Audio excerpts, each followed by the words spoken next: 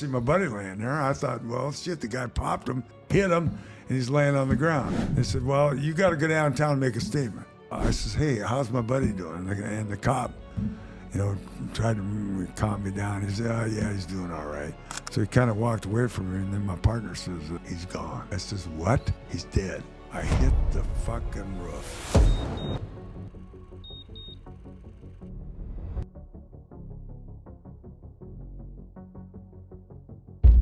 All right, welcome to Sober Champs. I'm your host, Pete, and just wanted to take a second and address, my good friend Rudy. He is not going to be on this podcast anymore.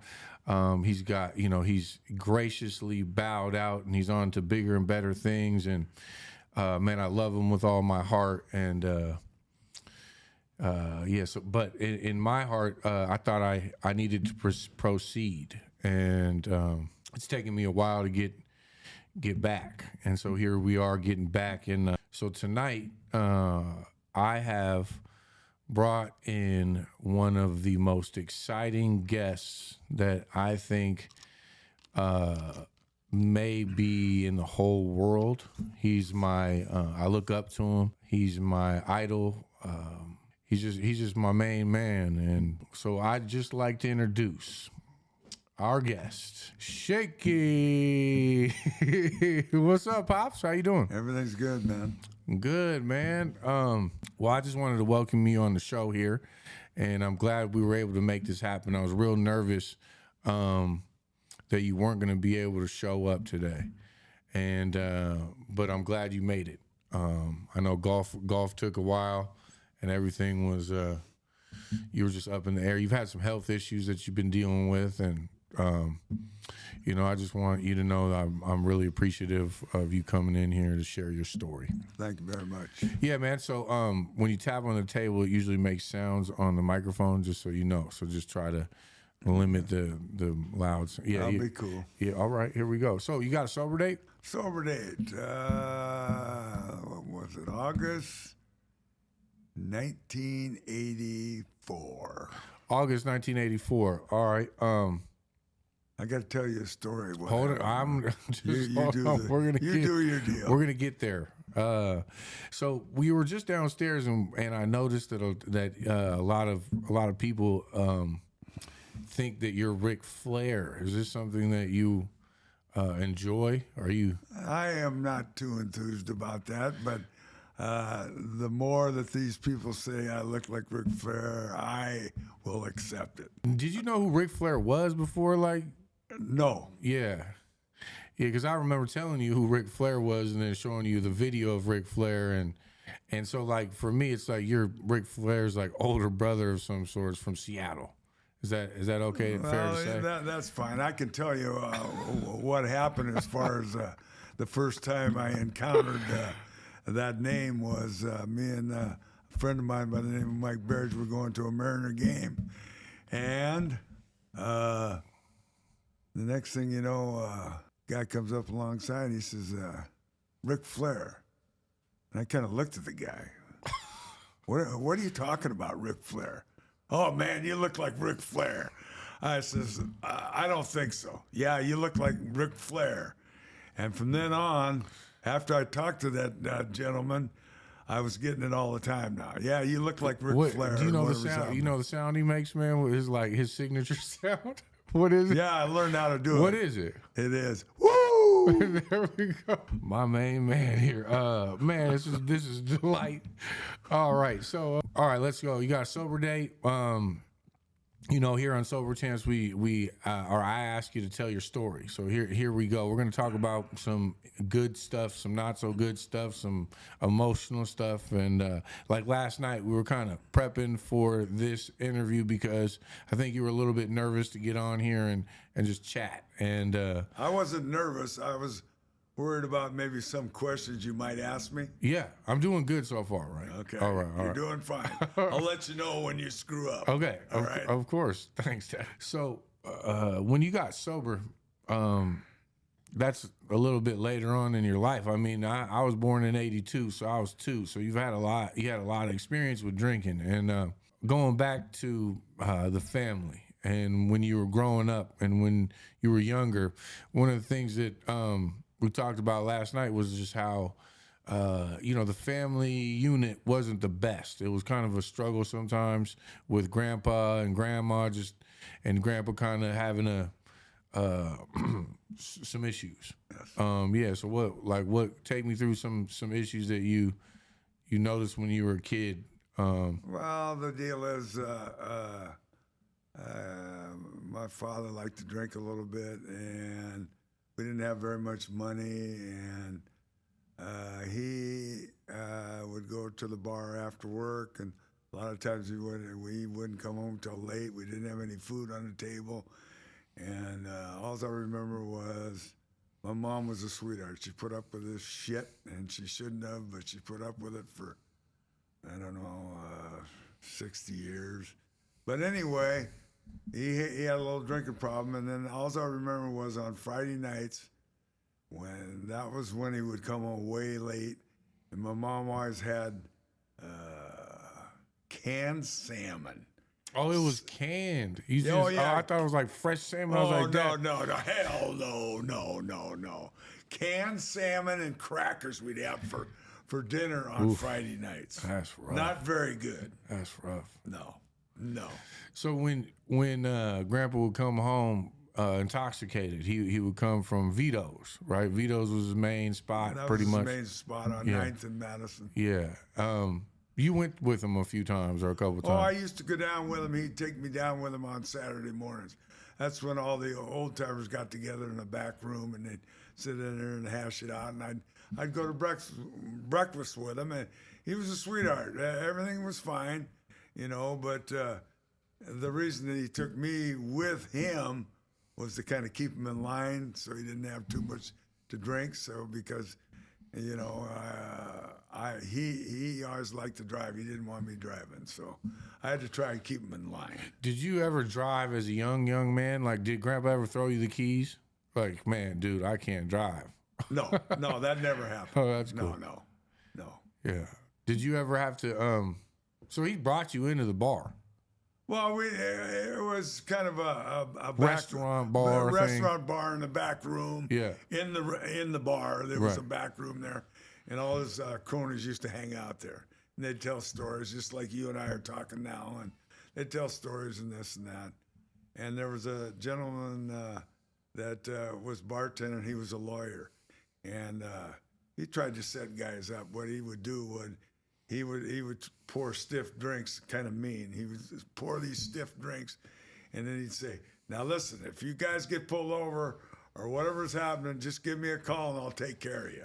Yeah, he'll take care of you $1,500 later. That's what the bill would be. Oh yeah. So he was kind of joking, but then he really wasn't, because this is just the way this guy was. So that's just the way it is.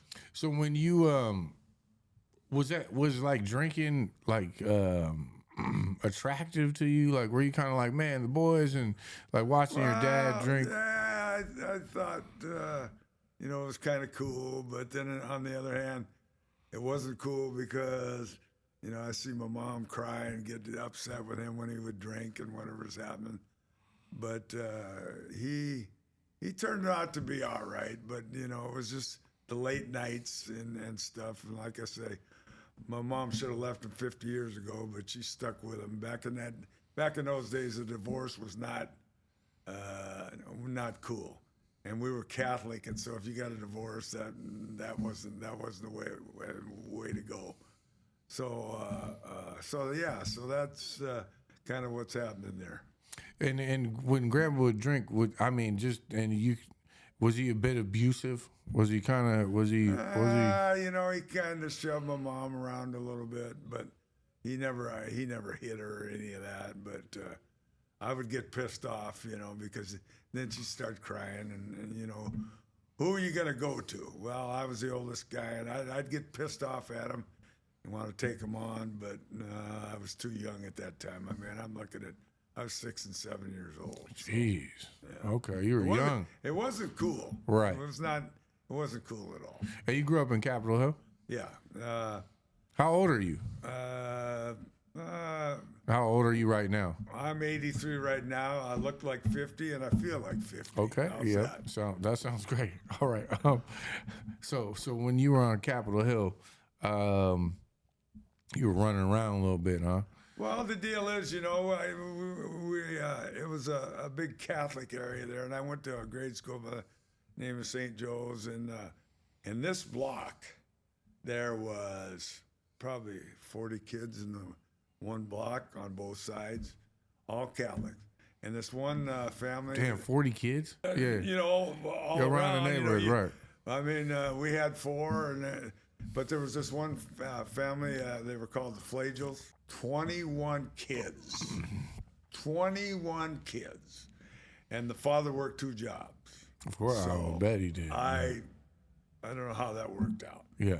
but they were pretty good kids. But a few of them ended up in prison, but basically they turned out pretty good. Okay. Yeah. And I think why I ask is because like that day and age is a little bit different. Like you were talking last night about drinking and driving.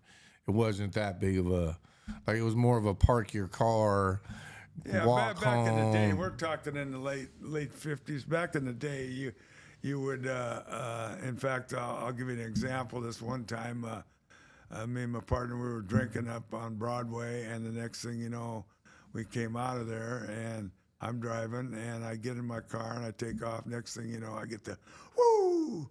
Here's the siren. So the police officer pulled us over, and he says, I'll tell you what, fellas. He says, I'm not going to give you an alcohol test. You park this goddamn car right here, and don't move it until the morning. You come back in the morning, get your fucking car. I says, yeah, that's cool. So guess what we do? We decided to go back in the bar, and we're drinking again.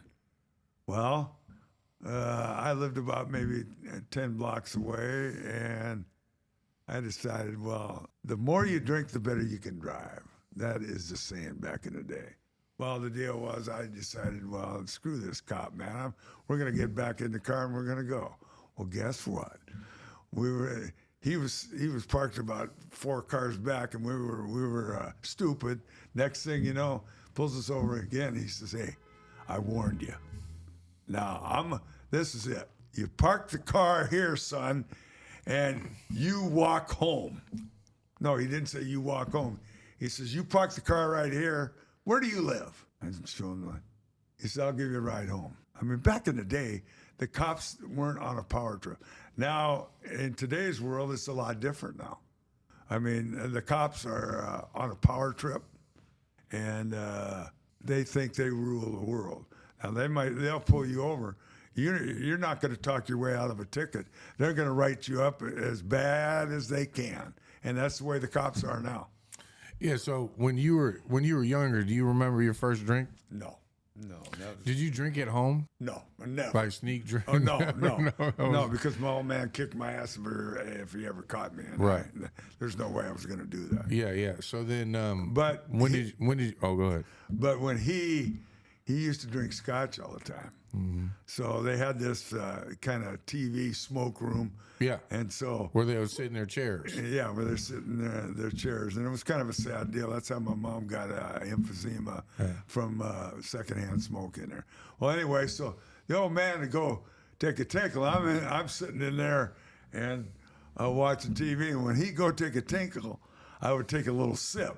Mm-hmm. Well, scotch wasn't my deal. I did not like the taste of that stuff. Scotch. It was bad. Yeah. So that was it for the booze at that time. I mean, I didn't do anything.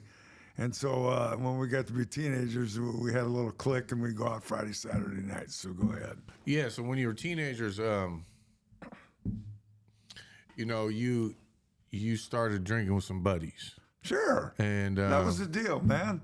Right. That was what you guys did. And Yeah. like the same here, right? Like Yeah. I did the same thing, and I was always thinking I was a little smarter than the average bear. So I was always like thinking I was a couple steps ahead.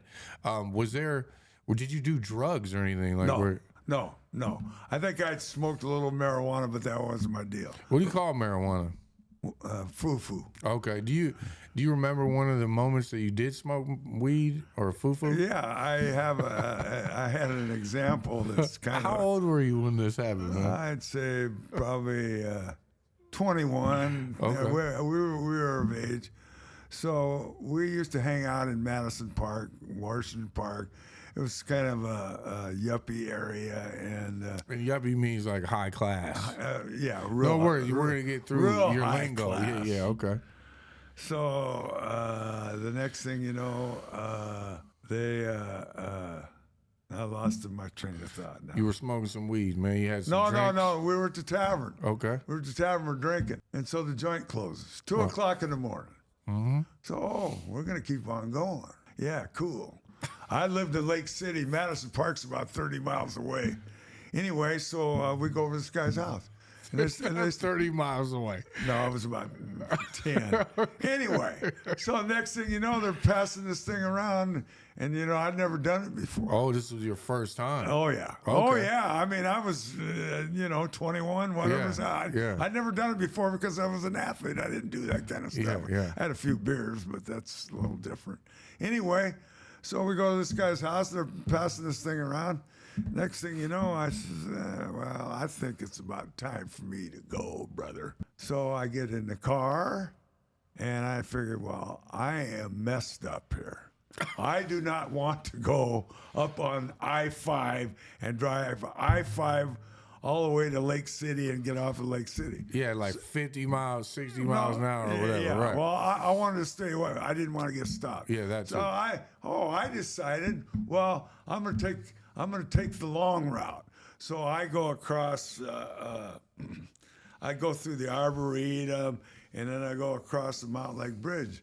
And I thought, God damn, I'm going awful fast. Well, the next thing you know, I look down, I'm going 5 miles an hour, man. Holy shit.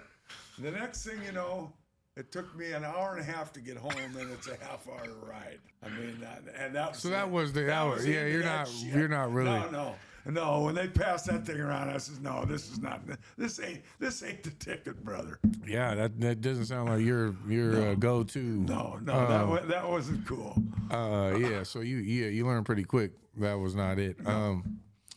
Well, when you were drinking, one of the stories that I was really drawn to was very similar to like my own story, which is like when I started, I was clean for probably till I was like 13, 14, 15. I was like, I would do it sparingly, a beer or something, smoke some weed, do a little bit, but I was such a good athlete. And when I started to incorporate drinking and drugging, smoking weed, whatever, like that kind of deterred me from my training and my ability to be the greatest I could be. And I just remember when I started doing drugs and drinking, that's when the decline started to happen and really messed up things started to happen in my life in regards to sports. And so you had a story about that, and like you were real good. What was what sports did you play? I was playing basketball. I went to Seattle Prep, and I was playing basketball, and I was a sophomore. And this every game, the coach Frank Ahern, he was a sweetheart, great coach, and he decided that me and this one fellow, Danny Montgomery, my partner at St. Joe's, that we would switch off and we would suit up for the varsity, but we wouldn't play. Right. So that was my first time. He said, first time suiting up for the varsity. So I had a buddy of mine that lived 2 blocks away from school. So the JV game's at 6:30, and the varsity game's at 8 o'clock. Well, anyway, so I go up to this guy's house, and next thing you know, we're sitting on a couple of steps out in front of his house. Well, he goes and gets a beer. I figured, hey, this is a good idea, man.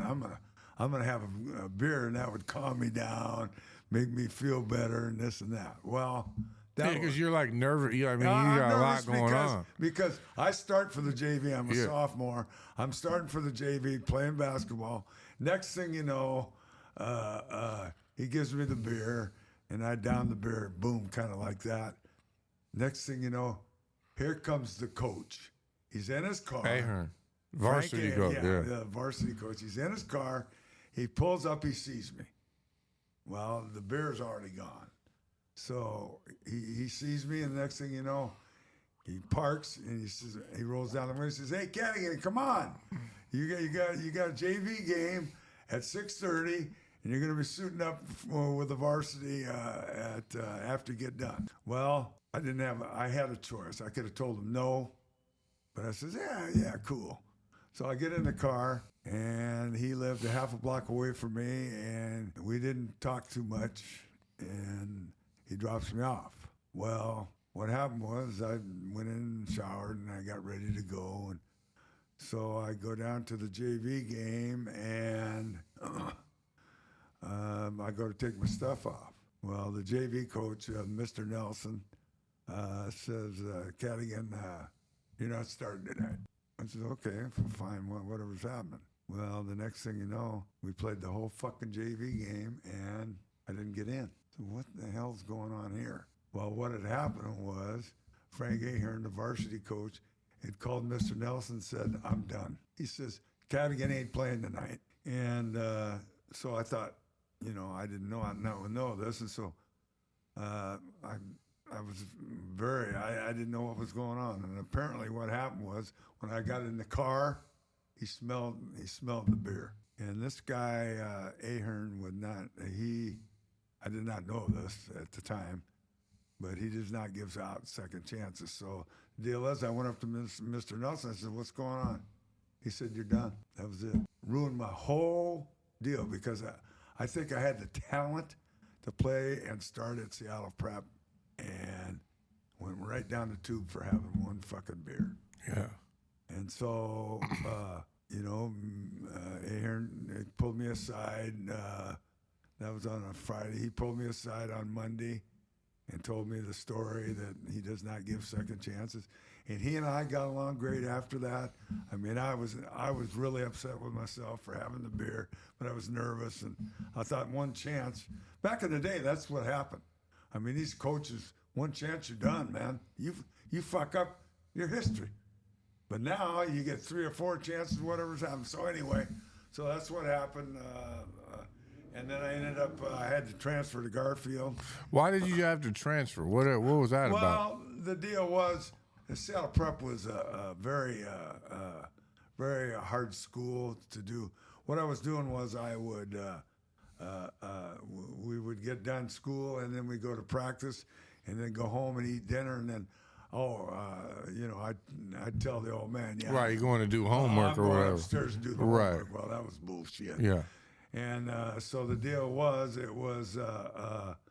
I ended up, that was my sophomore year, and ended up, I had to have tutor, summer school? No. I had to have chemistry or physics in order to graduate. They did not have biology. So, what do they call that? You had to have a science? No, I don't know what the word is. Anyway, so you had to have advanced algebra in order to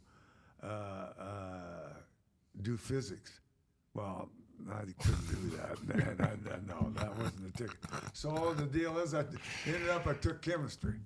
Well, I don't H2O my ass. I can't. There's no way I could figure this chemistry out. So next thing you know, they had a multiple choice a test at the end of the semester. Yeah. Well, guess what? You aced it. Mr. Shakey ended up passing the multiple choice test. Just luckily, I picked the right things. But the end of the semester, no, I flunked. Well, What am I supposed to do?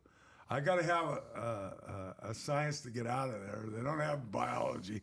So I ended up...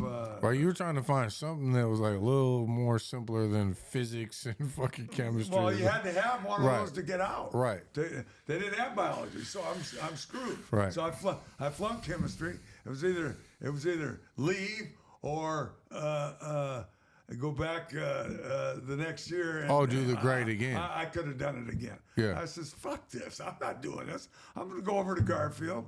But the problem was I didn't know anybody at Garfield because I was in the Catholic school from grade 1 through 8. Right, and you were on I go right in, and I didn't know anybody. Yeah. All the guys that went to Garfield, they went to Meany and whatever's going on. And So Meany was a middle school back in the day. oh yeah, Okay. oh yeah. All right. Meany was the middle school. Yeah. And Was it diverse in your, like, now that, you know, we've had some gentrification in that area, and like, was it diverse, or was like Madison still the dividing line for like race? Like, was it? yeah, it was about the same then. But the deal is, so I ended up going over to Garfield. Well, it was kind of tough. And, you know, I played basketball and baseball, and I played a little bit of football, but basketball was my main deal. Well, when I got over to Garfield, it was a little different. Yeah, you couldn't cut it. I couldn't cut the deal because they had these black kids that were, I mean, a lot quicker than I was, and this and that. I mean, I tried out, but I didn't have I wasn't talented enough to make the Garfield deal. And so when you did that, like, did you start drinking more? No. I didn't have really. Well, who am I going to drink with? All my guys are going to prep. Right. I don't see them. I'm going to school. Right. You know, I see them on the weekends and stuff. So I really didn't have a chance to hang out with my old buddies and stuff. And so I missed them. So the deal is, I says, you know, I told my dad, I said, hey, the next thing you know, I want to go back to prep. Man, I don't know nobody over here. This is bullshit. I'll go back to prep, and I'm going to get through this chemistry deal. Well, that was a mistake because I went back to prep. I lost a year. I'm in with guys that I knew from St. Joe's that were a year younger than I was, and so I took the chemistry again, and I didn't do it. Well, then I had to go back to Garfield. Well, when I went back, you went back and forth. I didn't know that. oh part. yeah, Okay. oh yeah. Well, I mean, I lost a year. You were having a tough time. Yeah, I'm having a tough time because, and so this biology thing, that was another deal. You know, you got to cut up frogs and do all this other shit. But I mean, Just so you know, like, I had a tough time with biology. Like, that was not my stuff. that was the It's deal. not my I mean, jam. that was the easiest thing, and Right. I ended up I passed that, but so then I went back to prep. I mean, I ended up going back to Garfield. Then I got in with this little clique, and they were athletically inclined, and they were into the girls and stuff. I was like a real shy guy when I was. Did drinking help you, like, not be shy? Like, when you would get to drinking, it was like you could talk to women. Yeah, well, yeah. The deal was we'd go to like Parker's. It was a dance hall. We'd go to Parker's, and I'd just sit there. I wouldn't ask anybody to dance. Right. Shakey, get up and do that. But if I had a few drinks, I'd get up to dance a little bit. But that wasn't my deal, man. I'm into sports. I don't need to have time for these tomatoes, these young gals. I says, no, this ain't my deal. So anyway, I got in with this little clique, and we'd go out drinking and having a good time, and I really got to know some of the guys and stuff, and I really had a good time at Garfield. I mean, I ended up, I knew a lot of black fellas that I played the Little League football with, and played a little high school football at prep, and I got in with these guys, and they were cool. You're a social guy, like, I mean, and like you said, you're a shy guy, but sports was a way to, like, kind of I got in with the guys. Right, get in with the guys. So it was cool. So let's take you out of high school. Now you start to work a little bit. You're working. You're not going to college. That's not the place for you. That ain't my deal. So now you're a worker, right? You start working, and you were saying something about. So one of the things you're a Seattle-lite, right? You were born. Where were you born? I was born in Swedish hospital. Yeah, same here. Same as Lionel. Same as Lionel. We're all Swedish. It was cool. So you spent all like your life here. You're a Seattle-lite. Yeah. So when you got to that place where it was time to go get a job, you're talking about, and by the way, I'll tell a quick story just because when I was Make young, sure this is good. It's good. It's always a good one, or for the most part. You know, as a kid, I noticed that you had this very high level of interest in the sun. Like you were into the sun more than you were into a lot of things. And when I say that, you laid in the sun. Grandma, I heard, used to have like the foil stuff like going on. Oh yeah, and she was like, she was dark. She was a German lady. Okay, so you got into this son, and you know the stories go like, you know, Shakey would finish his rounds as the truck driver, and then he'd tuck himself away in the neighborhoods and like lay in the lawn chair in the sun. Well, I had a deal here. I ended up going to this tavern down in Madison Park, and there was this older guy that he used to on the weekends after we get done, we'd always hang out at his yard, and then we go drinking afterwards. We used to lay in the sun, and my deal is. You are correct as far as me laying in the sun. 83 years old now, and I still lay in the sun. That's my deal. And I got to tell you a story about. Hold on, what SPF do you put on? I put on 30. Oh, you do? Oh yeah. Oh yeah. Yeah, but the deal is, I lay in the sun. Now wait a minute. I lay in the sun. And I still put 30 on my chest and whatever's out. Before, I used to use baby oil and all that. And I used to get dark. But the older you get, I don't get as dark as I used to. Yeah, you like being dark. Oh, yeah. Well, I mean, it makes me feel good. Yeah, the sun. The sun. It's the the heat is cooking your skin. That was the deal. That was kind of tough. When you and your sister Emily were young, I would tell Mary that I was going down and laying in the sun. Well, that turned into laying in the sun and then going drinking. And then I get home 8 or 9 o'clock. You guys were already had eaten and gone to bed.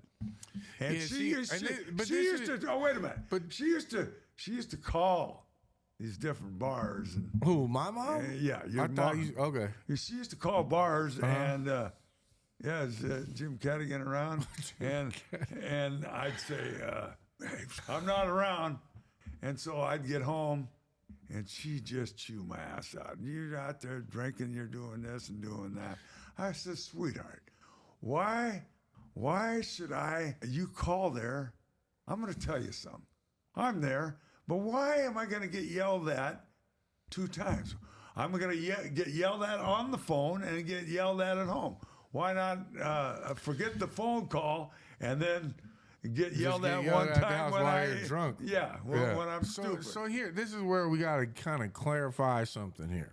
So when you say you have a sober date of 1984, if Emily is born and I'm born, that means you were still drinking. So just to be clear, because if the night, for example, you bring home. Yeah, you're correct. So let's. My sober date would be. You don't. Oh, we gotta clarify this part. So for me, a sober date is when you stop drinking and drugging and you don't do it again. And then so that date is when you never. Like, I'm not talking about when you talk about the hole-in-ones and the. So for me, if I did if my buddies went and got a hole-in-one and I took a shot of Bailey's. That would mean that my sober date would like no longer. That's just for me. It would no longer exist. So like the example would be, when's the last time you've taken a drink of alcohol? Like just a sip. Oh, a month ago. Exactly right. But the deal is, right. Go ahead with that. But the thing is, it was my sober date was when your mother said, "See ya." Yeah. I was gone, and I says, no more. Yep. Yeah. And I think when we talk about, this is where for me, I'm not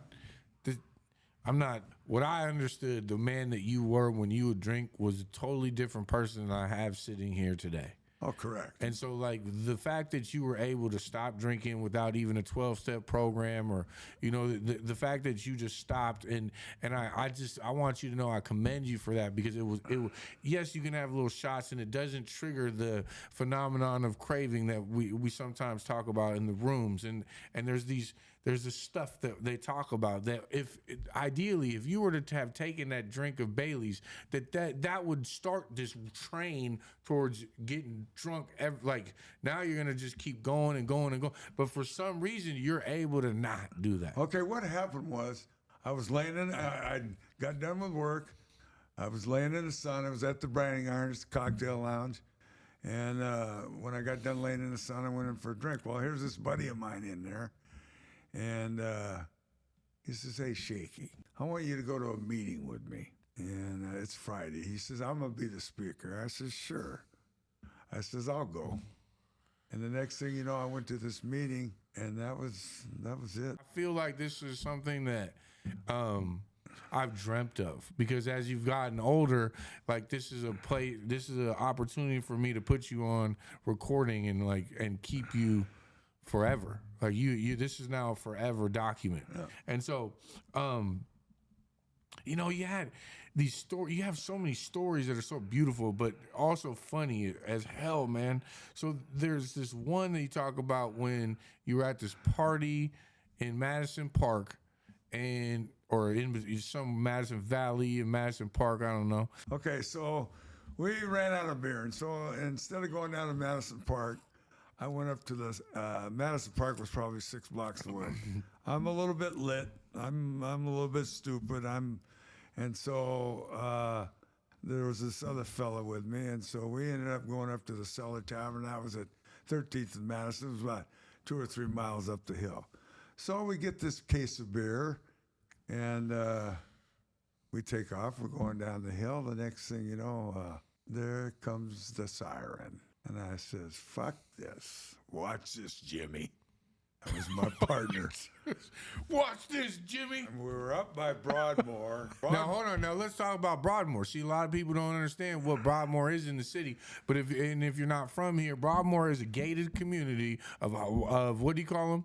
High rollers or the top-notch. The top-notch, highest, richest people. They live on a golf course. There's a private golf course in the middle of the city that is gated.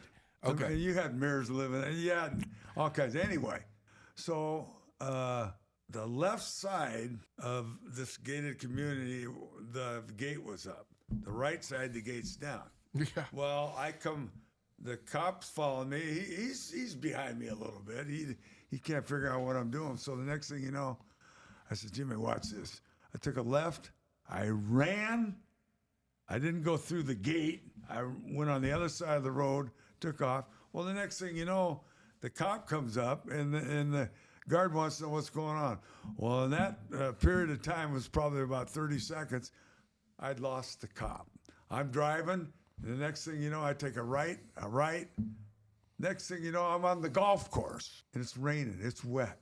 I ended up on the 18th green. The car sinks. He grabs a case of beer. I jump out of my car. He took the case of beer, threw it over the fence. We jumped over the fence, and we go back up to the party. We leave the car there. Yeah, leave it. Well, the car ain't gonna go nowhere. It's sunk on the 18th hole. It ain't gonna go nowhere, man. I'm done. So we go back up to the party. Well, yeah. I should have waited a couple days before I called the cops. No, I got to get in my car. Well, that was a mistake. Don't you say like they stole your car or something? Well, that's the deal. I called up and I says, hey, somebody stole my car. This is 10 minutes later. Yeah. Next thing you know, here come the cops up to the house. The cop, he's not stupid. He says, who owns the car? This car is not stolen. Who owns the car? Well, like I say, back in the day, they ended up calling my father. And my father ended up coming down to the scene and saw my car parked on the 18th green, sunk down, and it ended up costing me $300. I was working at the time. I think I was a box boy or something no, I wasn't a box boy, but I was working at the county. Anyway, that cost me $300. That was like a month's pay, man. Right, it was a lot of money, right? Yeah. But you didn't get arrested. No, nothing. No, like I said, back in the day, the cops were cool. I mean, shit, I should. To certain people. I should have been thrown in jail right then. Yeah. I mean, here I'm running away from the cops, and I ended up. I was trying to ditch. And so anyway, that's what's happening. Well, that's a story I always enjoy. Yeah, so I'm guessing you have 100, like a lot of those. But so let's get to some of the times where you what's your favorite job you've ever had? Or what's your favorite like all career wise? Well, it had to be longshore, and I was a truck driver for 33 and a half years, a union truck driver, and I ended up with a pension and whatever's happening, but the pension wasn't very good because the employer put in what $1 something an hour toward the pension, and so that wasn't very much money at the time, and we kept trying to get the pension up a little bit, but he wouldn't put any money into it anyway. So we ended up this one time. He says, "Hey, we need a cut. I need a cut in pay in order to survive." And I was a shop steward at the time. There's probably 30 of us. And this is truck driving. This is truck driving. This is Acme. This is at Acme Cartage. And so Butch, he called me into his office. He says, "Shakey, I need $1 back." I says, "Butch, that ain't going to happen, man. I mean, hey, look, we got to stay the same. We can't give you money back." Because in the back of my head, my dad was a union guy too. And then in the back of my head, I remember him telling me, "Do not ever, ever give back any money." Because what happens is you give back any money, you'll never see that money again. Because what they'll do is, well, now the next contract, we got to stay. I said, "Hey, I want the $1. We want the $1 back." Well, that ain't going to happen. He'll try to stay even. So I went and had a meeting with the guys. And I says, "Hey, Butch wants $1 back." And I says, if we do that, it's going to keep either staying the same or we're going to start losing money. We're going to start losing money again. So these guys, they had toys, they had boats, they had, "Oh, well, man, we got to give them the $1 back To keep our job. to keep They the were job." nervous. This is bullshit. So guess what? Who was right? I was right, because a year later, we were doing pretty good. And then I went up to Butch and I said, "Hey, partner, how about the $1 back?" "Oh, hey, man, I can't give you no money back and this and that. I'll keep it even." So that's the example of how the unions work, that you never give anything back. Once you give them back, you go the opposite way. Yeah, that's one of the greatest things that you've taught me is about union. I mean, you were able to give me my job as a longshoreman, and it's just very, man, it's changed my life. It helped save my life, and and so when you were a trucker, were you? I remember one time. I mean, I remember you delivering at the liquor store on 12th, right across the street from the East Precinct. And, Great job. And we would go see you, and you'd have donuts, and you'd give us a ride on the hand truck down the ramp, and we would wave at you like, "Hey, Dad, what's going on?" And you were the biggest thing to us, man, me and Emily. And how many kids you got? I got 4. 4, okay. Brett, Greg, me, and Emily. Correct. In that order of age. And Brett and Greg are from a different wife, right? Yeah. Shout out to them, man. I love you guys.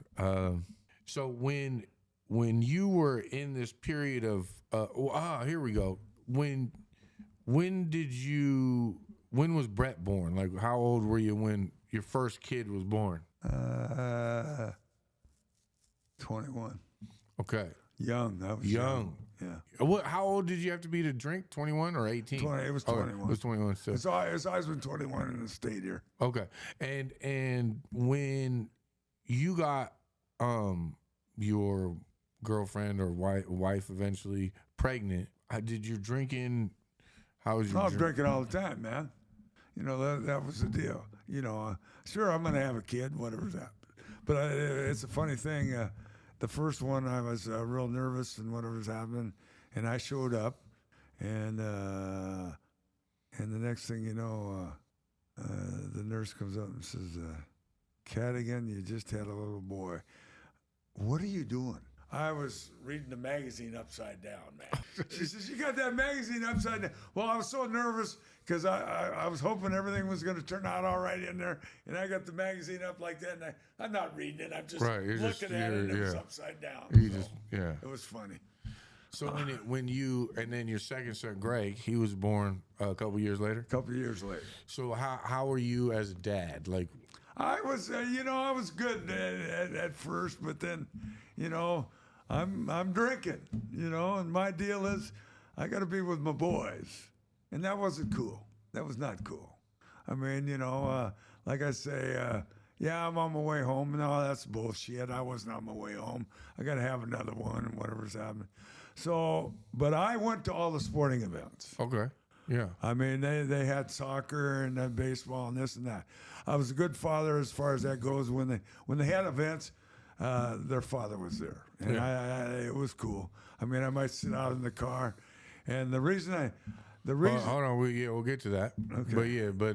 But when you were drinking, and at what point did it not work out? Like, was it when did you have to go? How old were the boys? And Well, I kept drinking, but the deal is, she put up with it, and then whatever's happening, and until she just got fed up with it, and that was it. She says, "See ya." So I left. I can't remember how old the kids were when I left, but like I say, even though I was doing this and doing that, I always showed up for their events. do you have regrets on that? On those two? Yeah, I wish I would have been around dinner times. Dinner times, a lot of times I wouldn't come home until after they'd gone to bed or whatever's happening, and it wasn't cool. Yeah, it was not cool at all. I regret. I missed. Some of the meals, and I just wasn't around that much. But like I said, when Lynn and I split up, she'd always give me the schedule, and I showed up for their games and this and that and whatever. So Okay, so now this gets us to a place where, at this point in time, you run into Peter, or you start hanging out with Peter. yeah, Peter and I were. We were drinking buddies down at the tavern, and we both lived down there. Down where? Down in Madison Park. And what was the name of the taverns? The Attic and the Onion. Onion, yeah. Yeah.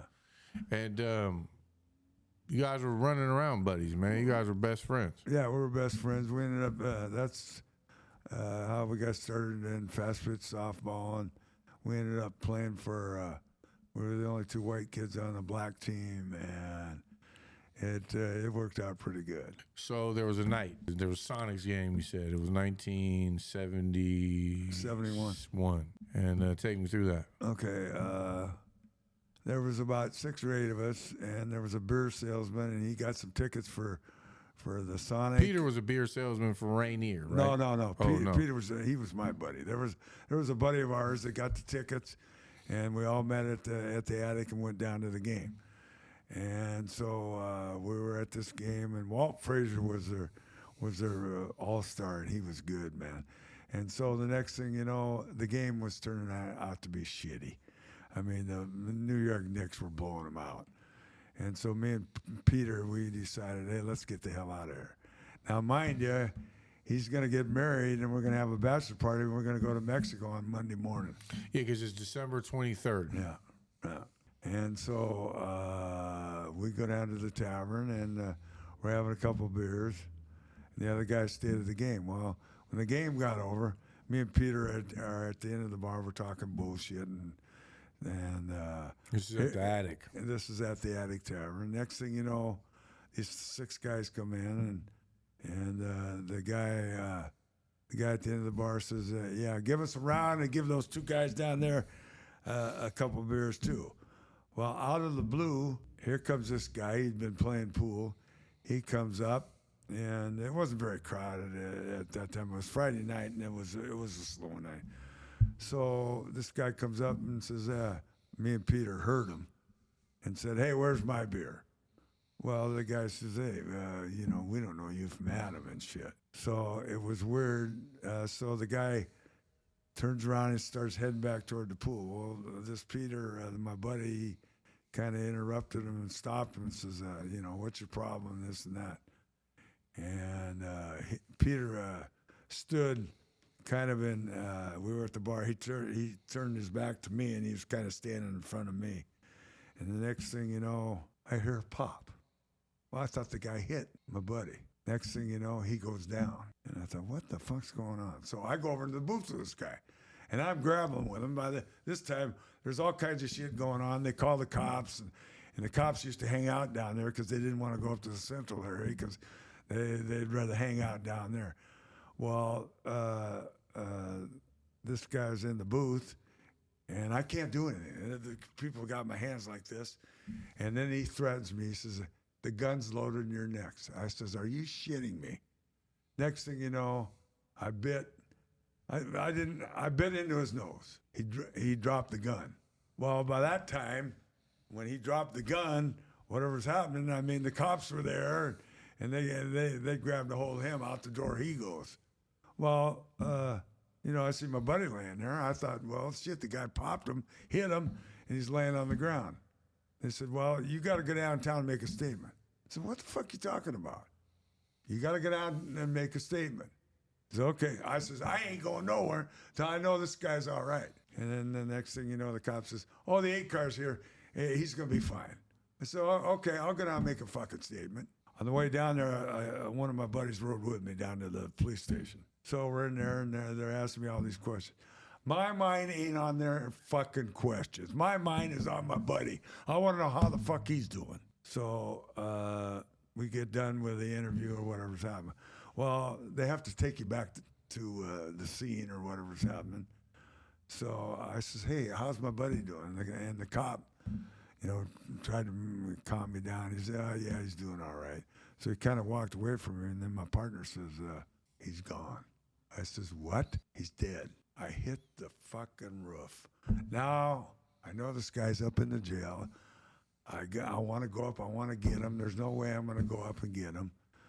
So they take us back down to the tavern. By this time now, it's after 2 o'clock. The joint's closed. So I walk in, and I see they had the coroner there, and they're taking the chalk and going around him and shit. And I fucking lost it. I says, are you shitting me? I didn't know what to do. Where am I going to go? What am I going to do? I got to get the fuck out of here. So my buddies tried to grab my keys. I says, fuck no. You're not getting my fucking keys. So I got in my car, I took off. I'm crying and shit. And so I figured, well, I'll go over to the ex's house. And, by this time, shit, it's 3:30 in the morning. And I got Brett and Greg were, little guys then. And so that was it. And so after that happened, it was a year before they had the trial. But this time, we ended up meeting with the prosecuting attorney, and there were 6, 8 of us there, and he said, we're going to get this guy and this and that, blah blah blah. And so he said, he says, the only guy I'm worried about to go in front of this attorney is you, Shakey. I says, okay, that's fine. So we ended up. Before that happened, about a week after the incident, we were back down in the tavern about noon having a beer. In walks this guy, and there was 3 or 4 people in there. He happened to hit the right guy. Comes up and he says, "Are you Cadigan?" I says, "Yeah." He says, "For $1,000, I can take care of Don Anthony Herman." And I just flipped. I says, "I don't know you from fucking Adam, brother." I says, the best thing for you to do is turn around and get the fuck out of here. So come to find out, when we went to court, the defense attorney had sent this guy in to set me up, get his guy off the hook. Yeah, sorry to hear that, man. No, that was a bad deal. So we go to court. This is a year later, and this courtroom is packed. I mean, he was well liked, and a lot of people were, oh man. And it like it being what it wasn't like the shootings are all every day, or it's like this is a big deal. This is a rare deal. I mean, it ended up being on the radio and all kinds of shit. Now because they didn't have TV, because you're kind of well, they had TVs, but I mean, this thing ended up on the radio. Very rare, because it was where the shooting happened was in a good area and whatever's happening. Right. They had a shooting at the Attic Tavern tonight and blah blah blah and this and that. But yeah, so you're at the trial, and they got to put you on the stand. Yeah. So and I'm the key witness. Right. So this defense attorney was sharp. I mean, he sends a guy in wanting me to get nailed for that. So I knew kind of what was going to happen. So the deal is, he got Don Anthony Herman, which was the shooter. He got him standing up, and he wanted me to go face to face with this guy. Right, get you close to him, see what you would do. So he's close to him, figuring, I'm going to get him. This guy's going to take a swing at this dude. Oh, yeah. That ain't going to happen, because I'd already been told, hey, don't. I was looking at my guy, and he says, he went like this and didn't do anything. He's shaking his head, don't do anything. So it worked out good. But the problem was, this guy gets on the stand, and he wants the jury to feel sorry for himself. He's up there and he's crying. I feel so sorry. And it was all bullshit. It was just a fucking show. He wasn't sorry about nothing. And so the jury ended up feeling sorry for this guy. So due to the circumstances, we're in a bar, we're drinking. We weren't drunk. We'd gone to the game. We were on our second beer. We weren't drunk or nothing. So since we were drinking and this and that, they felt sorry for him. So they came up with a deal. They came up with a verdict, manslaughter. Manslaughter my ass. This guy takes a gun out of his belt pocket and shoots my boy point blank. But they felt sorry for this dude. So he ends up getting 5 years. And it was just bad, man. Yeah. And then the next day I had to go talk to his folks. After he died. After he died, and they wanted to know what happened. Right. Well, I went up there, and man, I mean, I should have started drinking. I didn't drink. But I went up there, and I explained to them what had happened and this and that. And, and they started crying. I started crying. I mean, this is a son of a bitch. So he ends up, so I end up leaving. So then that night, his girlfriend flies back from Walla Walla, to talk to me to find out what's happening. Right. And what you're saying is you're bringing it back to when this day happened. And, yeah, exactly. And I got to explain to him. Right. And, I'd had enough. I couldn't take this shit no more. I'm crying. I'm upset. My best buddy's gone. What am I going to do here? You got the Mustang at this time? Yes. Yeah. It was horrible, man. Yeah, I mean, you said it's one of the worst. I'll tell you what. I'd had the 2 kids. I had whatever's happening. He was just going to get married, and we were going to go to a bachelor party in Mexico on Monday, and then he gets gunned down. I mean, what a sad deal. And I'll tell you what. The guy ended up. I think we kept tabs on him. He ended up doing the 5 years. He had to do the whole deal. But my partner would come in and said, hey, Don Anthony Herman, they released him and this and that. He says, hey, man, let's go take care of him. Yeah. Oh, yeah. And there's no way I can do this. Right. Because the deal is, if something happens to this Don Anthony Herman, who are they going to come to? Shakey. Yeah, they're going to come back and see me. Yeah. So I said, fuck it, I'm done. So that was it. And so, go ahead. Well, okay, so then it was a sad motherfucker. This is one. You said last night it was like the worst day of your life you could pretty much mark. Yes. I mean, I'm 83 years old, and it was the worst day of my life. And you talk about like thinking of it. I mean, this is my best partner, man. Right. It was bullshit. So then, I mean, as a kid, growing up, Christmases were definitely not that cool. Just because I think there was a lot of emotion and a lot of reflection on your part. Now that I know the story and I've known the story, it's just like it wasn't a happy time for you. No, like it was.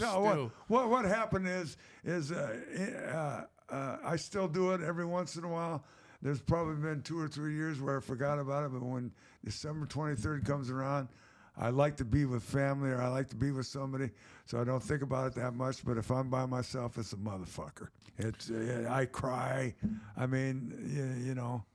I mean, the guy's 30 years old. Give me a break, man. 30 years old, he dies. Some guy pulls a gun out and nails him. Over a beer. Over a fucking beer. Yeah, bullshit. No. So horrible. now, when you, man, a lot of things happen in that, let's say, 10-year period or so, or even more, and then you meet my mom on his anniversary of his death. That's funny. That's a good story. Yeah, what about that? Well, what happened was me and this buddy of ours, we used to hang out at the 234 Broiler. It was a cocktail lounge, and it was December 23rd. And I remember I had the Mustang, and I hadn't even had a drink yet. So now, hold on, here we go. Just so people know my history on cars, like. As a kid growing up, you had this 1969 68 Mustang convertible, and it would shake the house, man. I'm talking about when you decided to pull this car, or it's summertime and we're gonna pull it out of the garage, we're gonna start it up. You're gonna go to work. I remember being in my room, and like. It would just whoa. It had Smitty muffler pipes on it. Yeah, and it would shake the house. And I just remember being like, man, when I get an opportunity one day, I'm gonna have something just like that. And that's where the love of cars came, because we'd ride around in that Mustang Sally, and hey man, everybody, woo! Hey, that is a nice car there, bro. And it was just one of the more powerful things that happened moving through the city, or moving through my life as a young man, was just riding around in your nice cars. So, can I tell you a story about how I got that car? Sure, man. Tell me. Yeah. Yeah. I love your stories, man. We ended up. We were playing fast pitch softball, and we ended up closing the bar at 2:00 in the morning, and we kept drinking, and whatever's happening now, it's getting late out, and I says, hey man, I need a car. Let's go down to Smith Gandy. It's Saturday morning. I just want to go down there. You needed a car, you said? I need, yeah. Like an auction or something? No. It was at a car deal. Okay, yeah. At a used car lot. Yeah. And I says, you know what? I want a Mustang convertible. That's what I want. Come on, man, let's go, boys. So we go down there, and next thing you know, they had about 5 of them. Oh. 5 Mustang convertibles, all looking good. So and next thing you know, the dealership doesn't open up until 8:00. So I picked out one. I said, I want this car here. So we go back, we go to a bar, and it's 6:00 in the morning. We're close to downtown. Bars are open. So we ended up. So at this point, do you know you have a drinking problem? Well, you think. So anyway, so I ended up going to. They opened up, and my buddy, he was he wasn't a salesperson. He was head of the service department. Well, he didn't work, so I ended up getting some guy I didn't know. So we go down, and I says, hey, I want that car there. How much is it going to cost me? He says, $3,200. Damn, a brand new Mustang was $3,200? No, it was used. This was 71. Okay. It was used. He ends up, so I buy the car. Man, I'm flying high. Everything is cool. So a year later, I'm down at the attic. Here he comes. He wants to buy the car back. He says, I'll tell you what. I'll give you $3,200 for that car. I says, fuck you. This car, hey, you ain't getting this car back, brother. So he wanted to screw me twice. He'd already screwed me on the $3,200. It was worth $2,800. He screwed me out of $400. Then when he wanted to do it again, buy the car back and turn around and sell it, he probably would have gotten maybe $5,000 for it. A lot of money. But I ended up the good guy, because you know what I sold that car for? What? About 5 or 6 years later, after I had a run of it, I ended up selling that car for $15,000. There you go. So I ended up a little bit on top. Coming out on the good end of the deal. Yeah. So anyway, So you. this is a good interview, brother. Thanks, man. I try to do my best, man. I love you, man. I'm just again grateful that you're here, and I'm glad we're able. Man, I just love you so much, man. So when you met my mom, because see now we got, because one of the things We're gonna go back but, to that. yeah, but one of the things you talk about was like you always have this regret of like, or not regret, but you had thought about how if Peter would have just moved, or it would have been you, and like instead of he's got this life to live, and I always think to myself, and I'm like, well, you did get a couple little people out of the deal, because you stayed alive. Like you got me and you got Emily, and meaning children came. You didn't die. I wouldn't be alive No, today you wouldn't be if here. you had died that day. I understand where you're coming from, and it comes over as I ended up. Like I say, I was thinking more of him than me. Of course, and that's good. That's Yeah, I just wanted to talk about. But so when you met mom, you were at this, what was it called, like Sunshine or something? No. It was at the 234. Okay. No, it wasn't. No, it wasn't. No. We ended up going down on Lake Union to a bar, and my buddy Gino was going out with this gal. Yeah. That was a service guy at the Smith Gandy. Well, he ended up going out with this gal at the Times, and that's why we used to go down there and drink. Well, the next thing you know, his gal came, and she brought another lady From the Times. from the Times. Yeah, my mom. Yeah, Right. and so we started talking a little bit, and then we decided we were going to go down to this other bar down on Lake Union. Yeah, but you weren't in a good mood. No. I'm thinking about my partner. Yeah. I really don't want to go, even though this gal's pretty good looking and whatever's happening. I don't want to go because I don't want to screw her up. Anyway, so we get down there, and there was a few other people there, and so I'm sitting down at the end. I'm talking to the people. Now, your mom was sitting over here at this end, and I'm not even talking to her. So these other people leave. But Gino's girlfriend, I can't remember her name. But anyway, so now Mary was her name. She's kind of slid down. Mary is her name. My mom is still around. Yeah, exactly. Screwed up anyway. So I ended up, so we started talking. She said, what's your deal, She said something like, hello, son. Like, what's your deal, sunshine? Yeah. Some shit like that. Yeah. Some good line. She picked you up, sounds like. Yeah, exactly. So the next thing you know, I just looked at her, and I can't remember. I said something, and I says, by the way, where do you live? She says, I'm living up in Magnolia. She was from Indiana, and she didn't know. She had just moved from Indiana and got this job at the time. It's probably been there a year, I guess. I don't know.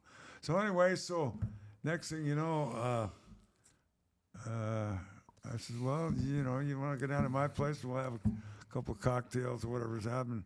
I says, I'm just down the street. Well, I wasn't just down the street. I was about 3 miles away.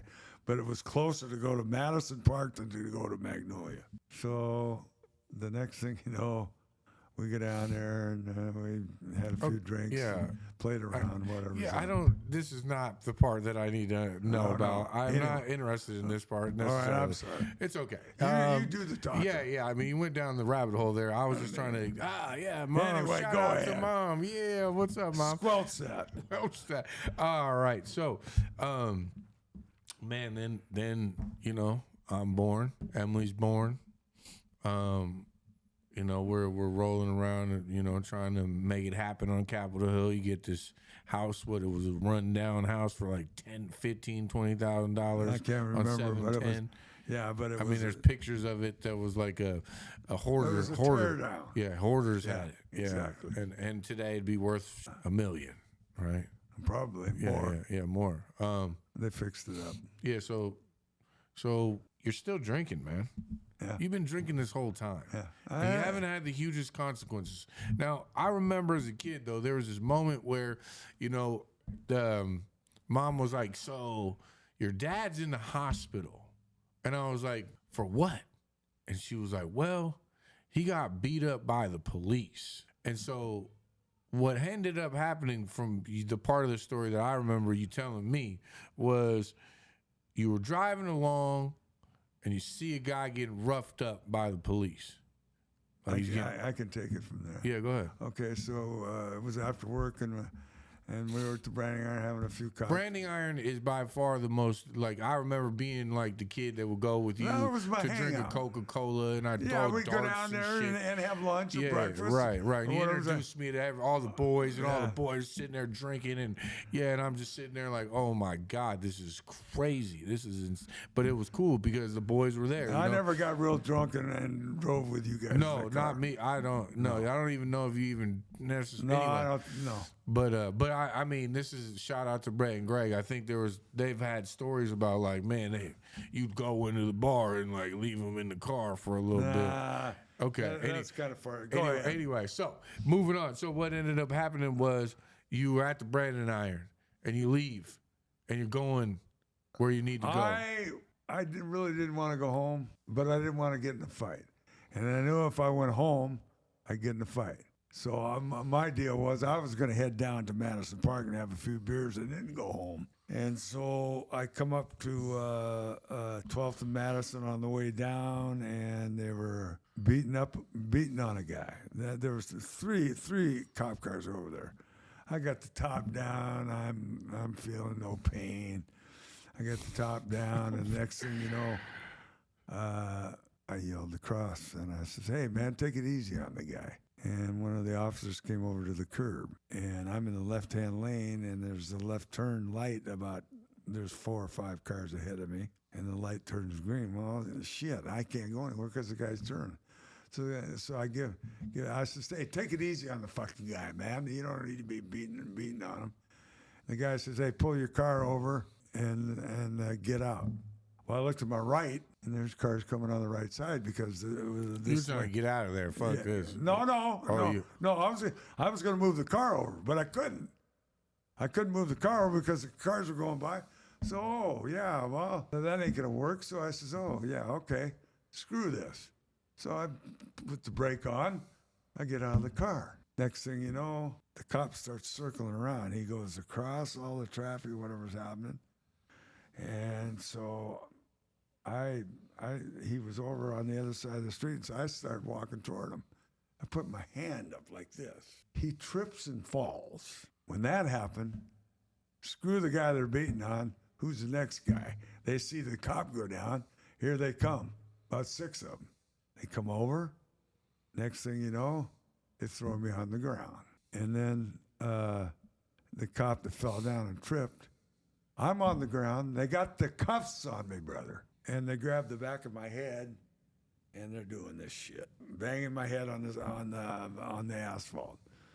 Well, I don't know. I'm bleeding all over the place. So they got to take me. They got to take me to the holding cell there on 12th Avenue. And so they says, "Oh well, man, we got to go clean this guy up." So they take me up to Harborview. And I don't know what's going on. My shoulder's hurting. I don't feel good. My face is a mess. I haven't looked in the mirror. They haven't let me do anything. Go up there, and so all I hear is that here comes the sergeant. Whatever. Well, what's going on here?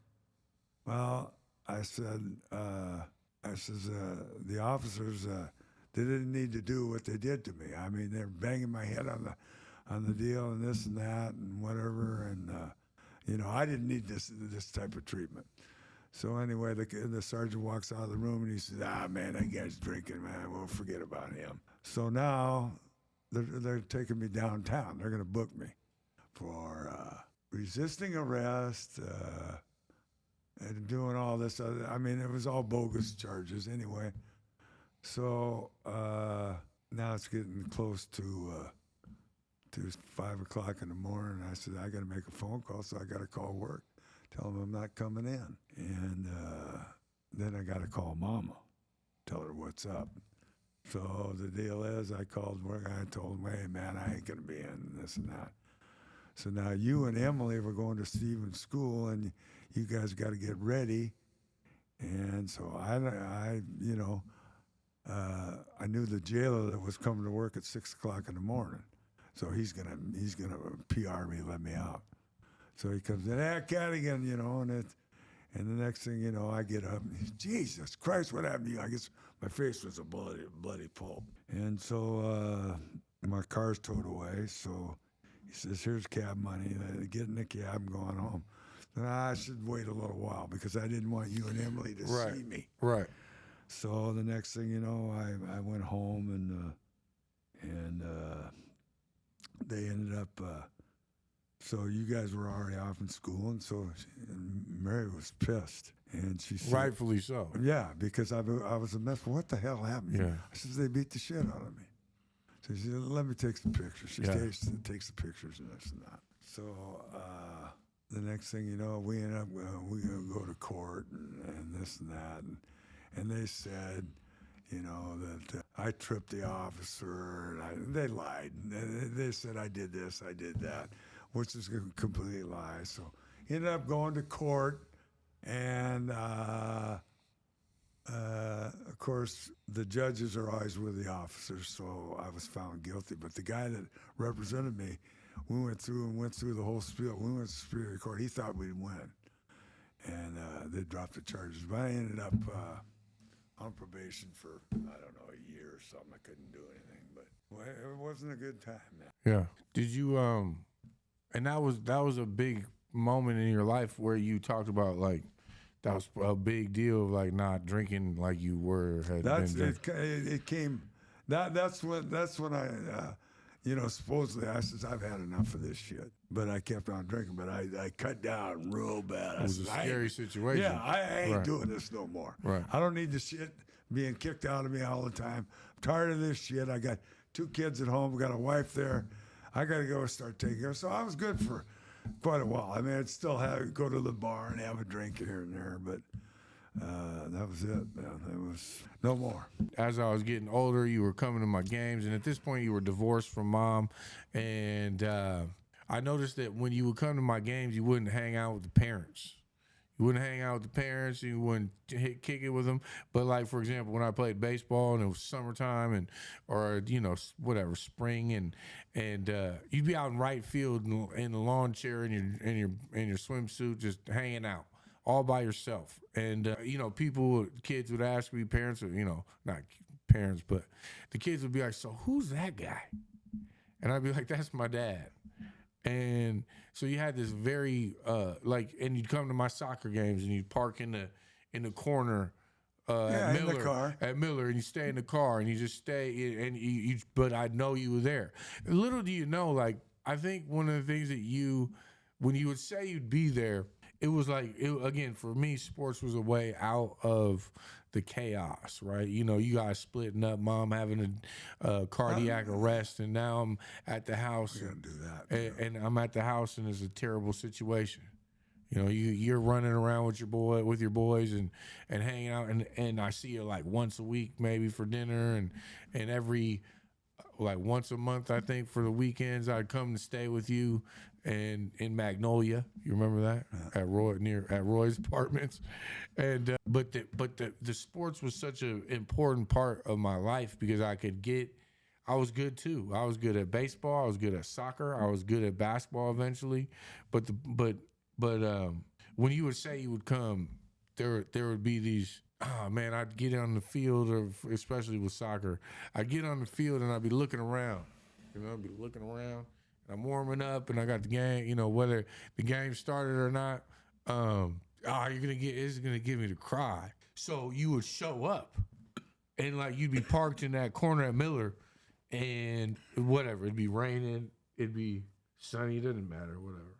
And like, let's say I scored, boy, you hit that horn, you flash the lights, and like you'd be there. And that shit, Mom being there, Mom would be more social with the parents and stuff like that. But like to have you there was very special because it meant the world to me. And I'll never forget how important that was when you would show up, like wherever. You'd show up for a fucking talent show.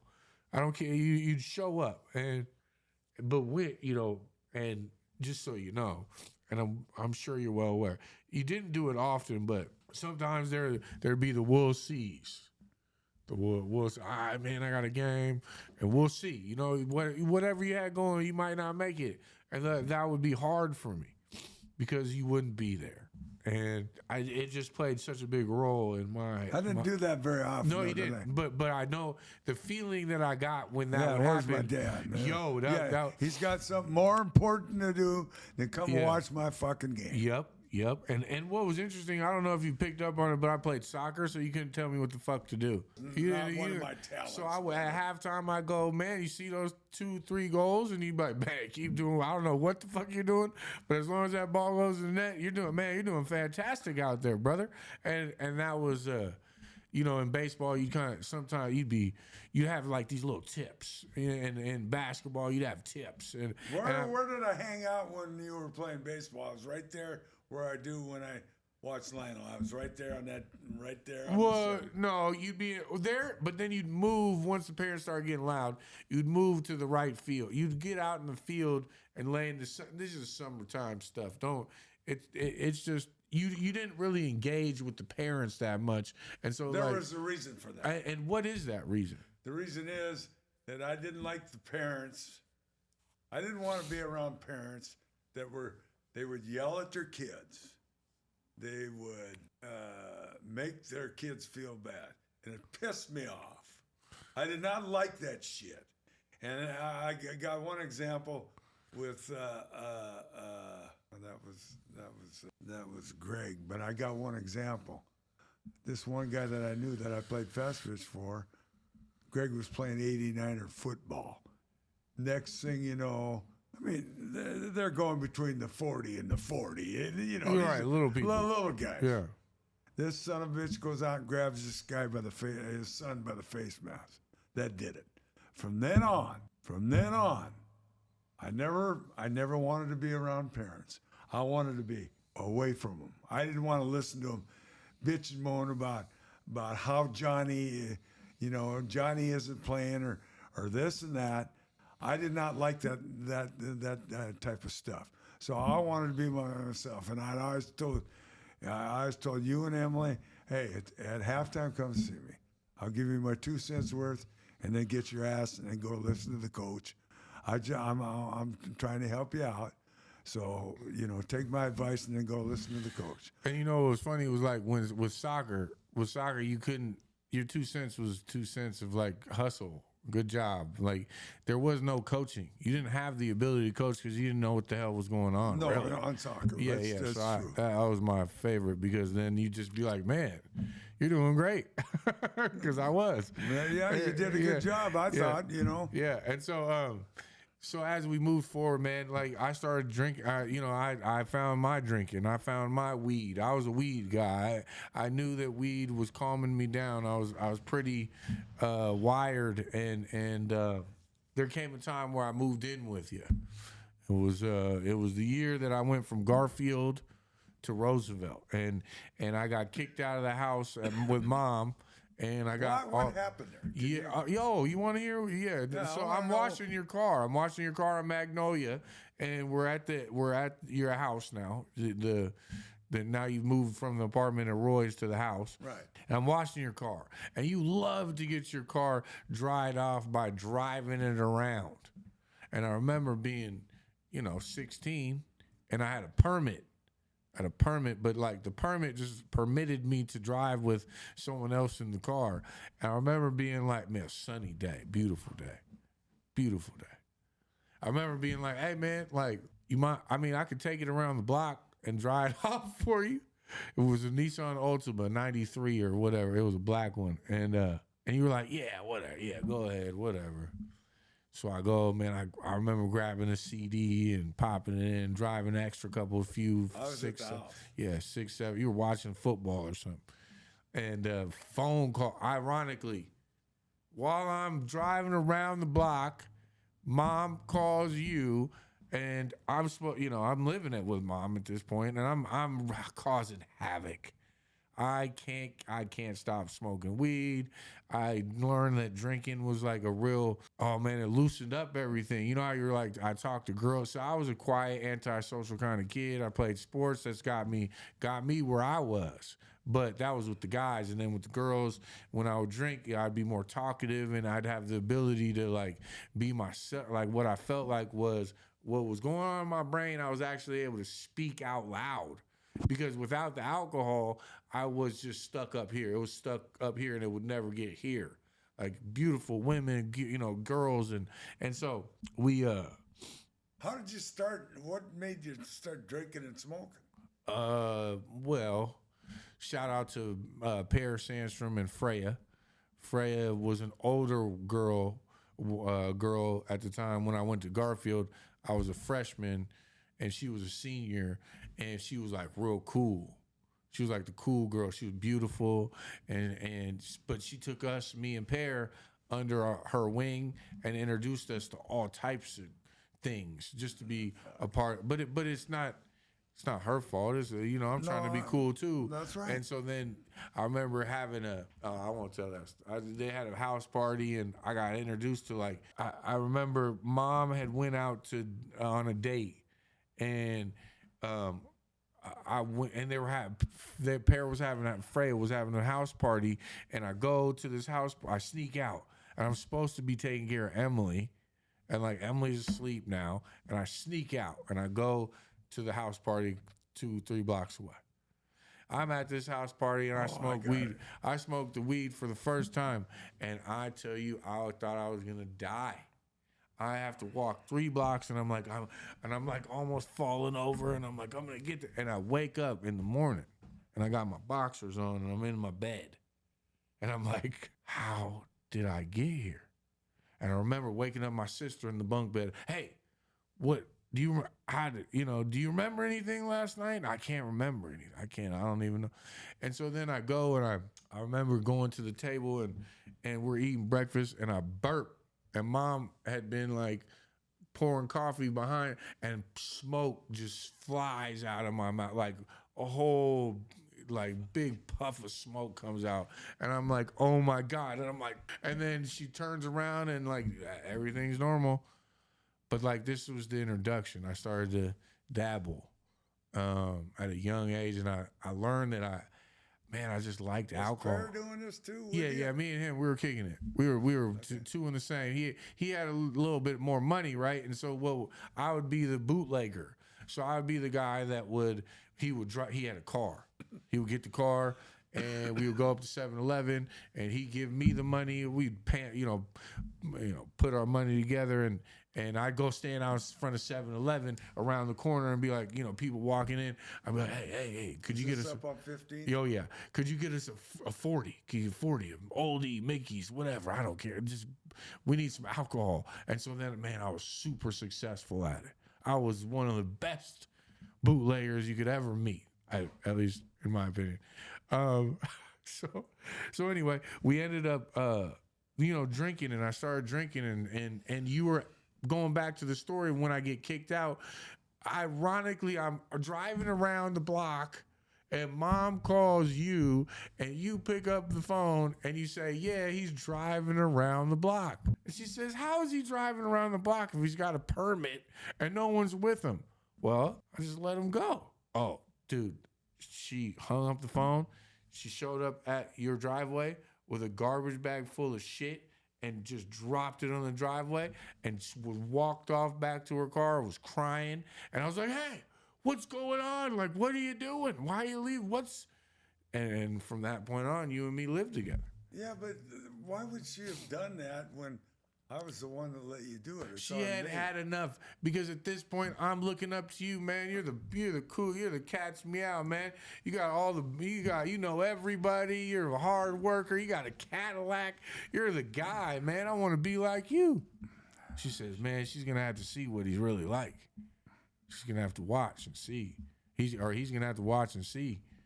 And I watched and saw, and like, you gave me a lot of independence, but I also had a lot, like, you would fly Or you went to spring training for like I was 30 gone all the time. You went to remember this? You went to spring training And for left you there 30 by days yourself. while I was going to high school. No, not 30 days. I don't think All so. right, 3 weeks. Me and your mom got divorced was over that kind of stuff. Yeah, so but what ended up happening is you had Roy. Roy would have the money and he'd give me like allowance, and it ended up where I'll never forget, like I was playing Roosevelt High School soccer and I'm on the varsity and I ain't what, dude, I'm having parties, I'm eating pizza, I'm having a good time, I'm waking up at noon, I'm going in for fourth period on game days. And you're living at my house. And I'm living at your house, and you don't know what's going on. You're not there. And I'll never forget, man, we were so good. Our Roosevelt team, we were so good. We were winning all these games, and we get to the point where it's the end of the season, and they say, hey, Peter, we need to talk to you. Now, the rules stated that you had to go to every period 1 through 6 to be eligible to play in the games on game days. Well, And they caught you. and I had one of the best acting jobs you ever saw. I said, my dad left me alone. I didn't know what to do. I'm on my own. I'm on my own. And they gave me some mercy. They said, all right, well, don't mess around anymore. And that was one of our best seasons in soccer at Roosevelt. But moving forward, it's like, as we've gone along, when the rubber hit the road, it was by the way, my name is Peter, and it comes from your best friend that has passed away and was murdered. And I just want to acknowledge, like, that's one of the great, I feel it's the greatest gift I could have received in such a tragic situation. And I own that name with honor. And Very nice. So let's get to like when I was fucked up. I was getting fucked up, man. And I was drinking, and now I'm popping pills. Now I'm popping pills, and I'm stealing from you.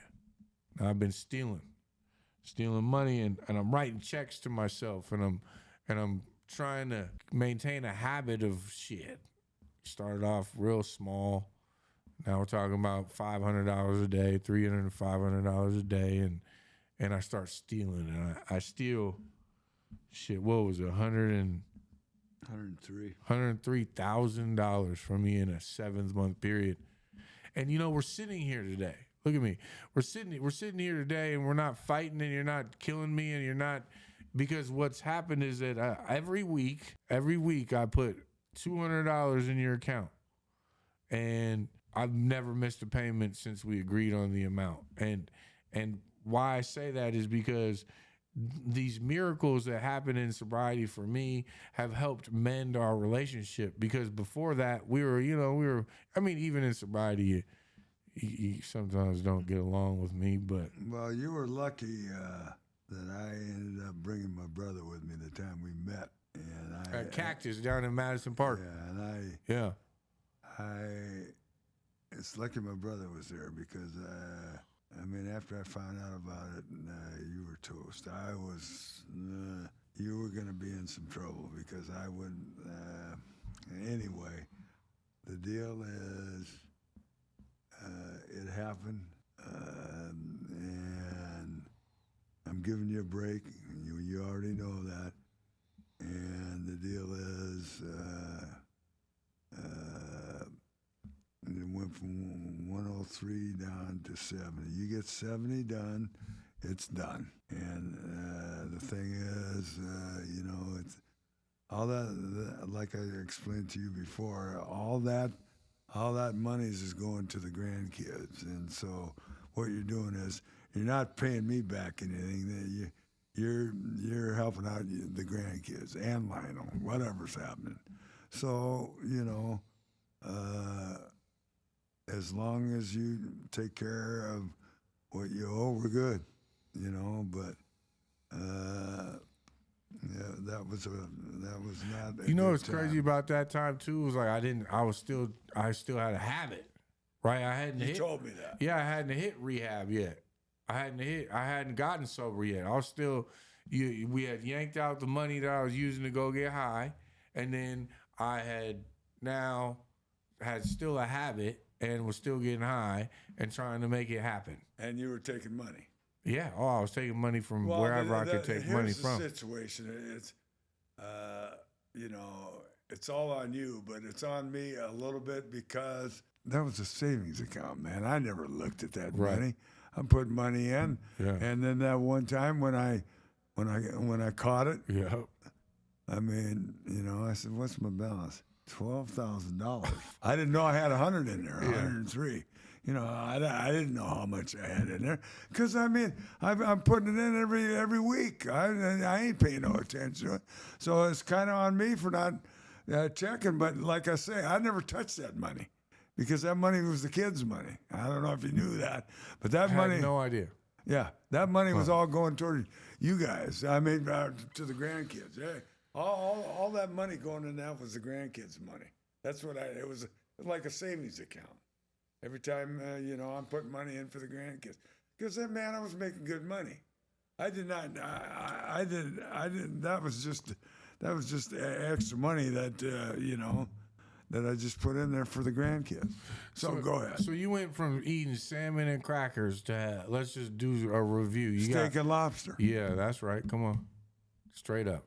And I've seen it on you, man. You've done a beautiful job taking care of your family. Yeah, you can tell. Well, that's okay. No, but like you taking care of business, man. You got your homes. You live. You're a what do you call it? A snowbird. You go from Seattle it's to a beautiful life, brother. Yeah. And the reason I'm in Arizona, you know, I miss you guys. But I mean, I gotta golf, and you can't golf in Seattle in the wintertime. And so I've got a group of friends now I play golf with, and I keep in touch with you guys as much as I can. I miss you guys a lot, but you know, I'm not gonna sit home. I live on the water on Puget Sound over by Lincoln Park, and I'm not gonna sit there and look at whitecaps every day while it's raining cats and dogs. Yeah, you're not a big fan of the rain, is that right? You think? I'm in the sun more than anyway. So when all right, in review of a little bit, man. First of all, I just want to say thank you for just being my dad, and just I've had just, you know, there are ups and downs, but at the end of the day, man, so many people love you and we respect you, and it's just been a pleasure just to take a moment and pause and just let you know, like, I'm so grateful for you to be here with me because this is gonna live on forever. You did a very good, nice interview. It was very nice doing this. Thanks, man. And so before we go, I love you, man. What was that? You said you love me? Yeah, you got it. Okay. and before we go, you know, what are some things that you regret? Not being with the family enough. Being selfish. Not. I got to be with the boys, man. I have my beers. I can't be home with the family. And I got to drink, whatever's happening. But I feel good now. I wish, and this might sound bad, but I smoked too much, and I got a little emphysema. Cigarettes. Yeah. Yeah. And I wish I would have quit the cigarettes and kept on drinking, if that makes sense. I don't know. Well, I think either way. My lungs are shot. So, I mean, I got it, like you say, either way. So, but. Well, you talked about adversity. Like, you didn't handle it very well in your life. No, adversity was horrible. I just kind of run away from it. I mean, certain situations I didn't own up to a lot of shit that I should have. But that's all history. I mean, 83 years old, I'm not pushing up daisies yet. Yeah. And so I feel good. That's just the way it is. So what are you grateful for, man? What are you happy for? What do you look forward to? I'm grateful I had 4 good kids. I had 2 nice wives. Oh, by the way, I was married 2.5 times. Huh? Okay. Oh, you're dropping a bomb at the end of the... Well, okay, no, you know about the bomb. Half? Yeah. I was married to your mom, and I was married to Brett and Greg's mom. And then I was married to a Thai lady. Oh, we're not. Sounds good. Yeah, that's what I mean by 2.5. That's a joke. All right. All right. Yeah, here, this guy. What do you What do you do today? Like, what makes you tick today? Like, what are you going out to do tonight? And like, what do you get excited about in like 3? Because that's pretty old. I just got up. I just got done golfing this. You still golf at 83? I golf Monday, Wednesday, and Thursday. Oh, okay. Every week. All right. You any good? Yeah, I'm good. Okay. You know. You go to the gym. I remember, man. Oh yeah, we forgot about that. Some people don't know. understand. My activities are golf, go to the gym, and I golf Monday, Wednesday, Thursday, and then when I'm in Arizona, when I don't golf, I ride the bike and hit the pool and the sun, and it can get 100 degrees, and I have this little floaty that I take down to the end of the pool. And I can lay in the sun at 100, 110, 115 degrees. And the deal is I'm laying on my floaty, and then when I get hot, after 10 or 15 minutes, go in the water, back on the floaty. I can do that from 12 to 4 in the afternoon. Yeah. That sounds like your happy place, man. It's a great life. All right, we won't even get into the people that run that place, man, because you're gonna. We don't want to go there. Yeah. All right. Well, man, I think we're gonna wrap this one up. I just wanted, again, I can't say it enough. This is one of the reasons, the dreams that I've had in my life is to put you on video and put you on audio and just have the world see you, because you're one of a kind, man. There's not many built like you. There ain't too many Shakeys. Yeah, there's not many. I mean, man, you know, Shakey is Shakey, and I love you, man, and I thank you for coming. And you're the man. And well, we might have to do this again. Oh, sometime. you want to do? Okay, I'd like to interview you. Okay. All right. Man. Well, I love you, man. And Oscar, thanks. Shout out, man. Colors. We appreciate Oscar, you guys. appreciate you guys, and man, that's a wrap.